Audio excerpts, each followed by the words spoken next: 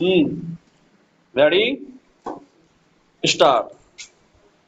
परंतु दुर्भाग्यवश वैदिक काल का ऐसा आदर्श उपस्थित होने के बावजूद हमारे देश में महिलाओं को दबाकर रहने की प्रवृत्ति क्रमशः विकसित होती चली गई है। स्टॉप। उत्तर वैदिक काल से ही महिलाओं की राजनीतिक क्षेत्र में सक्रियता कम की जाने लगी। स्टॉप। धीरे धीरे मध्यकाल तक आते आते उनके सभी अधिकार छीन लिए गए। स्टॉप। उन्हें पुरुषों का भोग्या बना दिया गया तथा मध्यकाल में पर्दा प्रथा के प्रचलित हो जाने के बाद तो उनकी स्थिति और भी बदतर हो गई।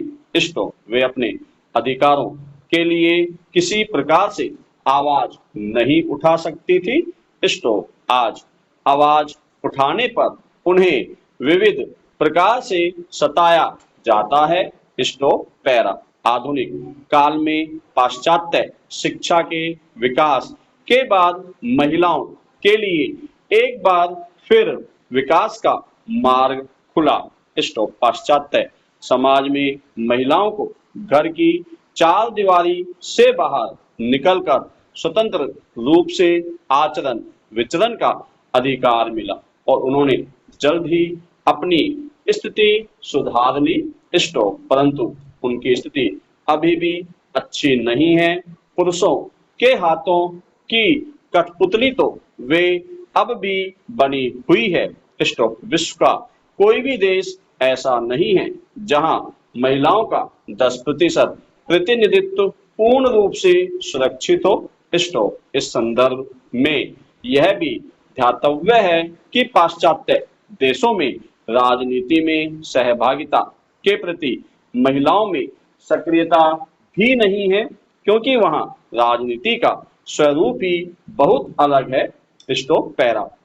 महिलाओं को आरक्षण देने की बात सबसे पहले हमारे भूतपूर्व प्रधानमंत्री स्वर्गीय राजीव गांधी ने उठाई थी, परंतु अचानक उनकी मृत्यु हो जाने से महिला आरक्षण की बात वहीं की वहीं रह गई।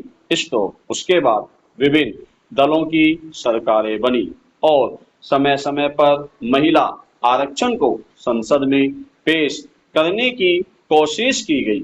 स्टॉप। तत्कालीन प्रधानमंत्री HD देवेगौड़ा ने सन 1996 में अपने कार्यकाल में इसे लोकसभा में पेश किया और ऐतिहासिक उपलब्धि बताते हुए एक ही रात में बहस कर उसे पास कर देने की घोषणा कर दी।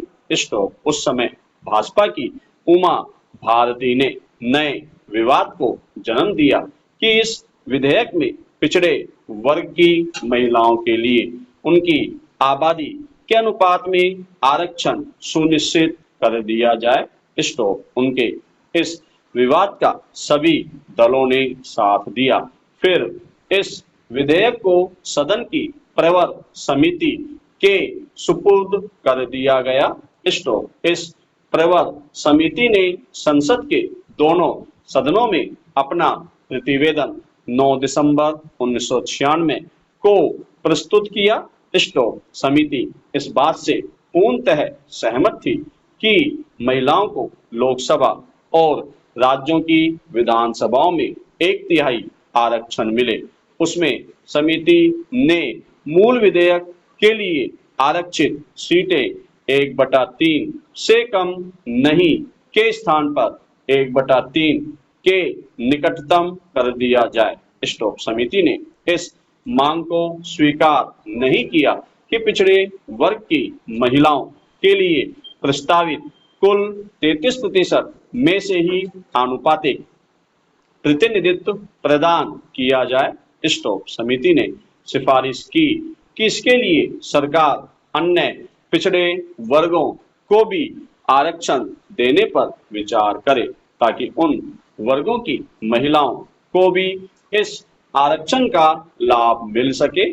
स्टॉप। पैरा। इस रिपोर्ट को तत्कालीन प्रधानमंत्री आई के गुजराल ने स्वयं सदन में पेश करना चाहा, लेकिन उन्हीं की पार्टी के अध्यक्ष शरद यादव ने उन्हें बोलने से रोक दिया।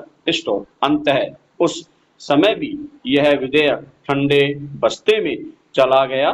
स्टॉप। चुनाव के पूर्व भाजपा ने 33% आरक्षण दिए जाने का वादा किया था। स्टॉप। कांग्रेस पार्टी ने चूंकि विधेयक की कल्पना स्वर्गीय राजीव गांधी ने की है, इसलिए इसे पास कराने में पूरा सहयोग करने का वचन दिया गया, किंतु व्यक्तिगत बात करने पर किसी भी दल का सदस्य इसे पारित करने का पुरजोर विरोधी है। स्टॉप। साहबानो प्रकरण में स्वर्गीय राजीव गांधी पर महिला हितों के विरुद्ध काम करने का आरोप लगा था। उसकी भरपाई के लिए उन्होंने महिला आरक्षण का समर्थन करने का फैसला किया था। स्टॉप। उसके बाद ही स्थानीय निकायों को संवैधानिक दर्जा देने की बात चल पड़ी और 1992 में 73वां तथा 74वां संविधान संशोधक विधेयक पास हो गया। स्टॉप। उसके आधार पर विभिन्न राज्यों में कानून बनाने के समय महिलाओं को प्रतिनिधित्व में स्थान आरक्षित किए गए और उसमें पिछड़े वर्ग की महिलाओं को उनकी जनसंख्या के अनुपात में और दलित वर्ग की महिलाओं को स्थान मिला। अल्पसंख्यकों को इसलिए आरक्षण नहीं दिया जा सका क्योंकि उसकी कोई संवैधानिक व्यवस्था ही नहीं थी। स्टॉप। पैरा। पंचायती राज व्यवस्था में महिलाओं के राजनीतिक सशक्तिकरण को प्रभावकारी तरीके से हासिल किया गया है। विश्व की तुलना में भारत में सर्वाधिक महिलाएं स्थानीय निकायों में चुनी गई हैं। स्टॉप। संविधान ने पंचायत व्यवस्था में महिलाओं के लिए 33% के आरक्षण की व्यवस्था की है। स्टॉप। पंचायती राज मंत्रालय के अनुसार महिलाओं का प्रतिनिधित्व 42% तक बढ़ा है। स्टॉप। इसके द्वारा लिंग संबंधी समीकरणों में नाटकीय रूप से परिवर्तन हुआ है और ग्रामीण क्षेत्रों में नेतृत्व की रूपरेखा बदली है।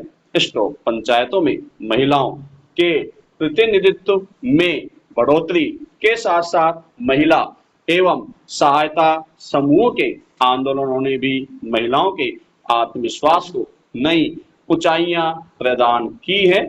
स्टॉप। 27 अगस्त 2009 को केंद्र सरकार ने पंचायती राज संस्थानों PRI में महिलाओं के लिए 50% आरक्षण का अनुमोदन किया।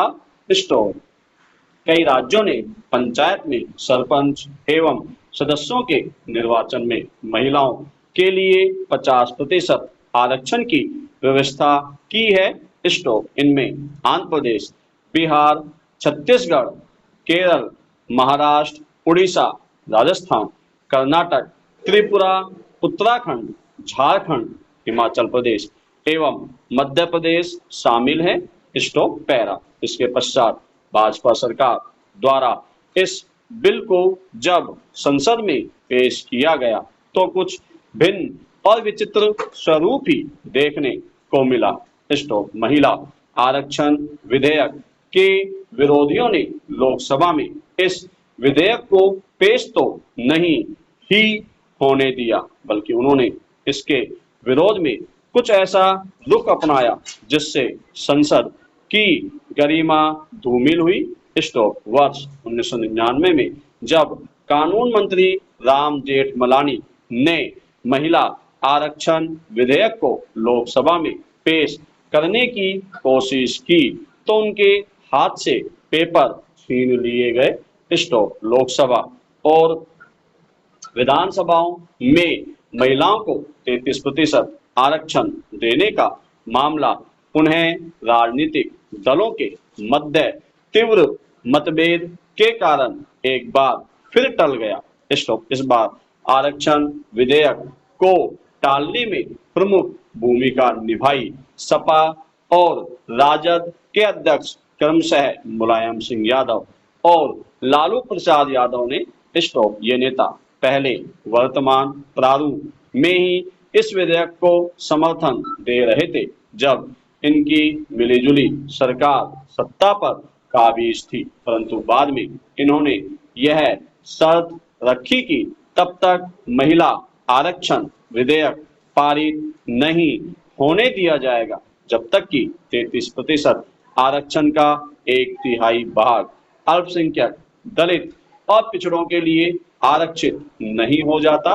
स्टॉप। यानी आरक्षण में आरक्षण की मांग इनकी वर्तमान नीति है और इस पुरुष सत्तात्मक देश में इसके विरोध के लिए कल कुछ और मांग उठाई जा सकती है। फर्क सिर्फ इतना ही होगा कि उसका स्वरूप इससे कुछ भिन्न होगा। स्टॉप।